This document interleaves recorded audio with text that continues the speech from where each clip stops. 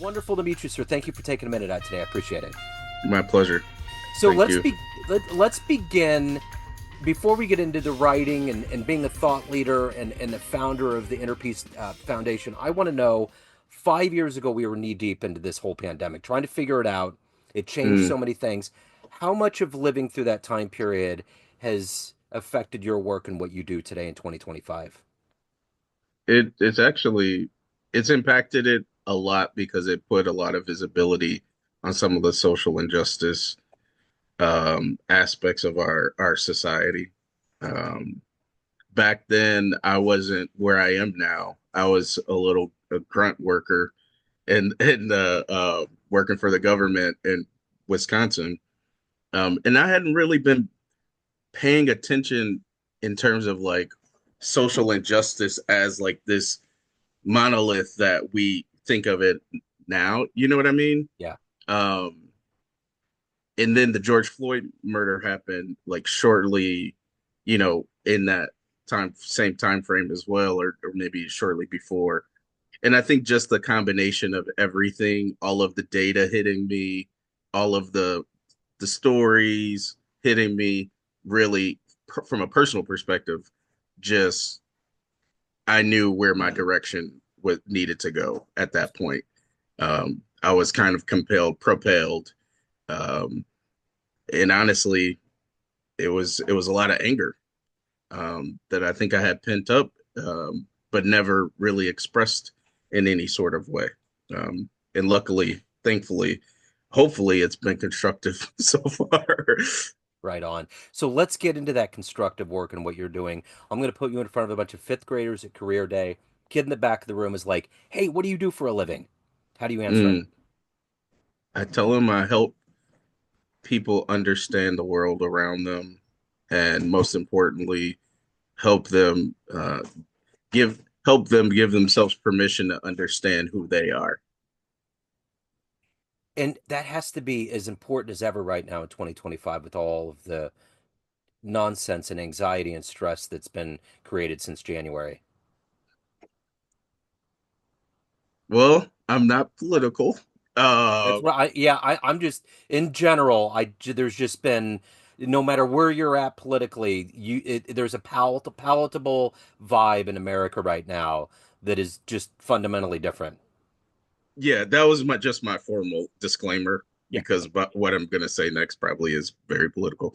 Um, so I would say, the chaos, the uncertainty, the attack on basic humanity, um, has been a real blight, I think, on our American society, just as a whole. Whatever political persuasion people affiliate themselves with, I think it's hard to be an American right now for me.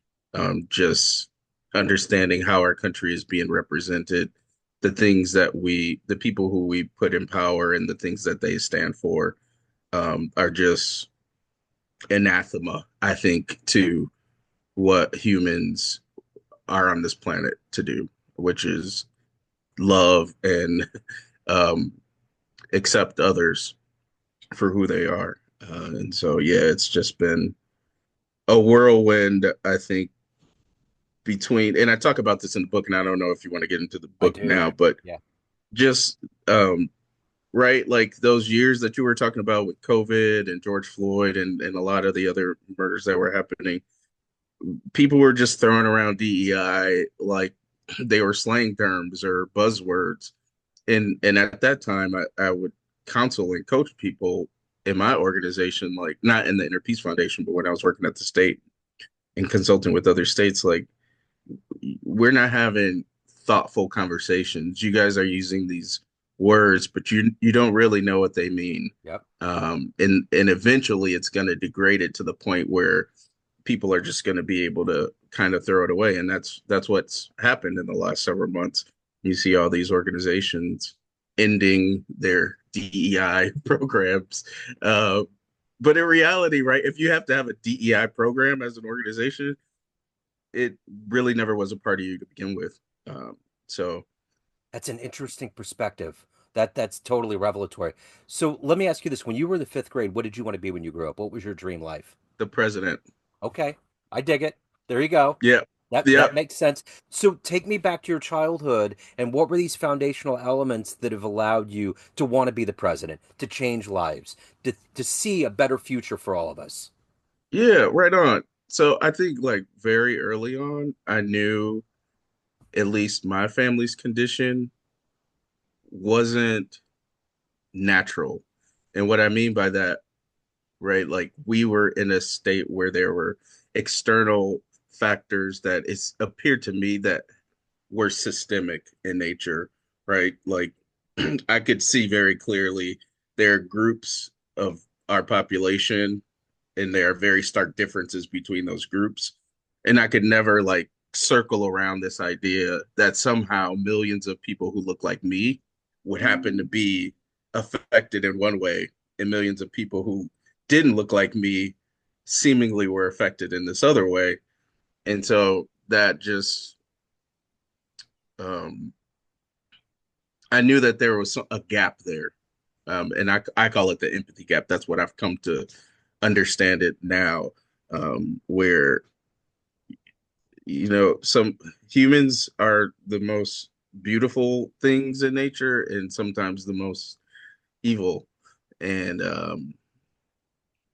I knew that because I had friendships and relationships with people of all different backgrounds and social contexts, that that togetherness was possible.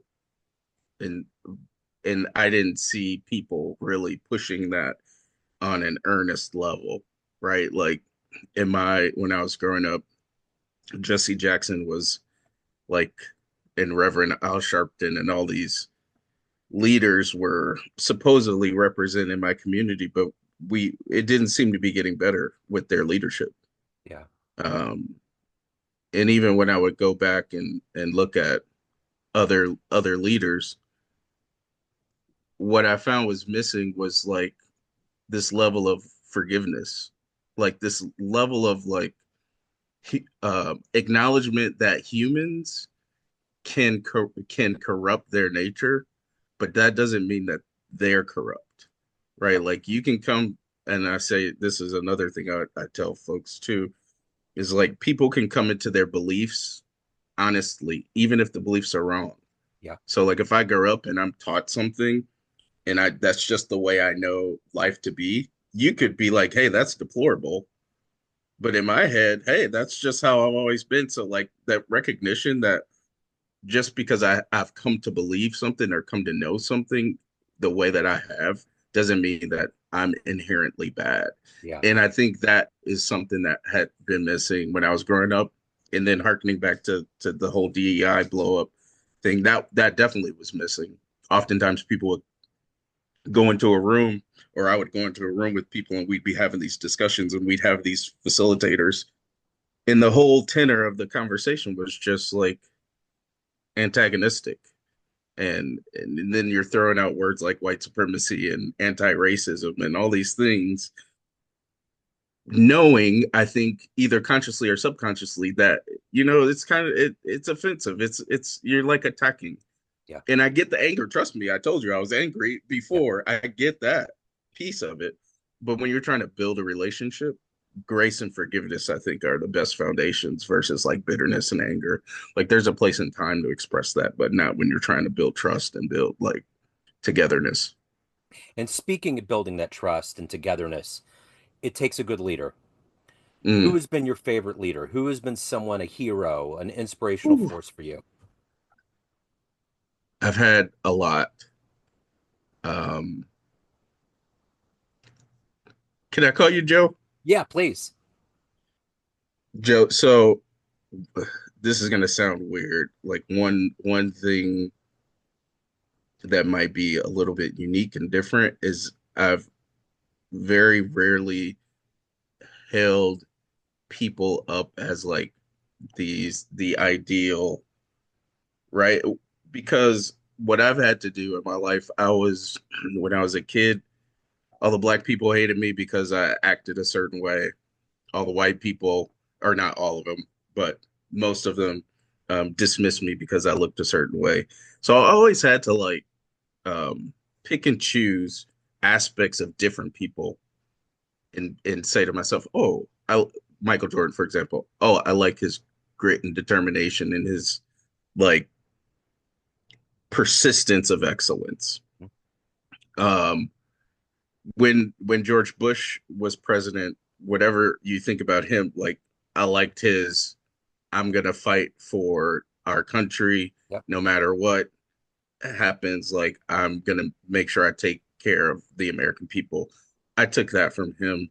Um, Reading Rainbow, LeVar Burton, Yeah. his calmness, his manner of speech, his grace. Like I just take things from people, and I had to growing up because I didn't have a dad. So I didn't have like a model person to be like, oh, that's what a man is supposed to look like Yeah. or be like. So I had to just take bits and pieces from people. Um, so I wouldn't say necessarily there's one person that I would hold up. And at the end of the day, I know we're all fallible. Yeah. Um, so So let me ask you this. mhm. How do you balance all of this out? This work for helping the future, the next generations, illuminating things that need to be addressed, but you're a human being with a soul that you have to take care mm, of yourself. How do you mm, what motivates you every day to get up to do this to the best of your ability? my children Yeah. all day, every day.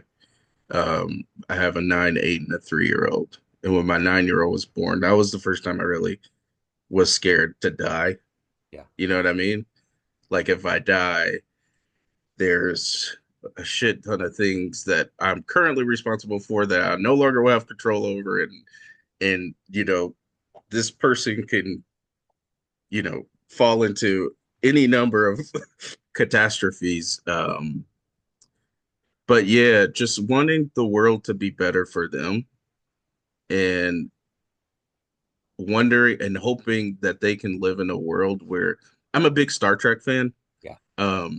You probably maybe noticed that by my LeVar Burton reference, but Yeah. um, in Star Trek, people, aliens are right. Like it's not even just black and white; it's aliens from Yeah. all over the universe are having relationship and friendship and togetherness and it may seem like a little bit utopian, but I feel like if we could just find the center of our humanity and get past like these socially constructed behaviors, there's so much more that we can do as a human race Uh-huh. than what we're currently doing. Like if you think about all of the genius that's being suppressed right now because their parents have to worry about whether the lights are on or whether they have food, in the refrigerator, if they have a place to live. And all of those geniuses are being suppressed because we're being bad humans. Um, and once we get beyond that, there's just so much more that we can do when like you have instead of like this small segment of the population collaborating and working and have an intellectual um, energy. Right now, you have like an exponentially a greater opportunity to thrive if we all are able to kind of have our heads and skin in the game, so to speak. So You that's know, what drives me. that's such a brilliant notion. I was writing, I write poetry here and there, and I was writing the other day and I was thinking about the idea of all of the unbelievably cool things that have been done on this planet that was never been covered, that no one ever knew about. Just think Mm, about all of the mm, things, just the mm, musicians that never came to light, the mm. artists, the Absolutely. thinkers. You know what I'm saying? Just people that had Yes. brilliant ideas. And it's like one of my favorite poets said at one point, we're born geniuses and buried idiots. We put so many fences Mm, around unbridled intelligence and unbridled mm. potential. And we just weigh it down with all of this that makes no sense, which I'm going to jump in a little That's politically here, awesome.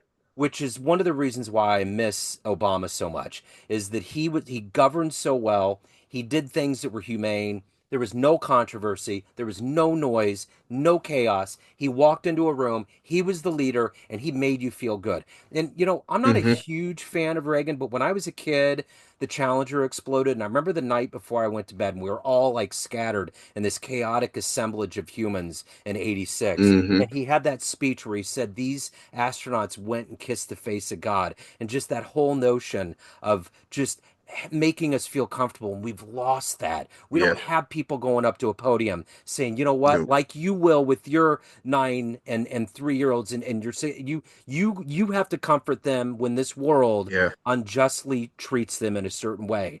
We Yeah. aren't getting that now. We're getting all of No. this noise and this, Yeah. all of this rancor and this putting down. Leaders are supposed Yeah. to hold people up, and they're not Yep. supposed to criticize. And You're we absolutely lost right. it. And that's the thing. Well, I mean, and we have AI that we have to think about and all these other things, but human beings that are Yeah. talking to us in ways that need to be civil and loving, gone, You're man. Way you're so gone. right. You're so right. That's So why I said like the representation now, like it makes me embarrassed. it's It embarrassing. it's embarrassing. And so let me ask you this. If you had a dream tonight and ran into a like, let's say a 15-year-old version of you, and you could give that young version of you a piece of Mm, advice based on this life you've lived, the experience and wisdom you've gained, what advice would yeah. you give that young version?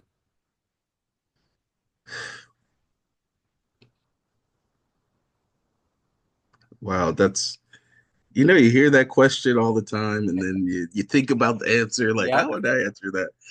Uh, my 15-year-old self, I would tell don't make rash decisions. Um, that you're not invincible, that your choices have consequences, even if you can't see them right now. Trust your gut. Um, find your passion and live and love like you're not promised tomorrow. So of everything that you've done in your life up to this point and evolved into, what are you the proudest of? My children, Yeah. yeah, my children, just the way that they have grown in a separate households. Their mom and I aren't together, so just the way that they've handled that challenge and still continue to develop and make me proud. So at the end of the day, everyone has a perception of you, family, friends, everyone that knows you in a business sense, but you run the show. What's your Mm. perception of you? Who do you think you are? I'm a confident, magnetic, authentic man, joyfully and openly sharing my heart. I dig it. So if anyone wants to reach out, they want to dig it, they want to get your book, they want to learn more, any of the good business in your world, where do they go? www.evolveyourwe.com. Okay. This has been wonderful. Thank you, sir. Thank you for being raw. Thank you for opening up. Thank you for your story. Best of luck. Keep spreading the light, man. We need so many people like you out there to change it. And we see the kids. I have kids, and we just need it. We need to be the leaders that we're not getting in other places. Totally agree, man. This has been great. Absolutely. Thank you Yes, so sir. much. Thank you, man. Hello, friends. Joe Dimino here.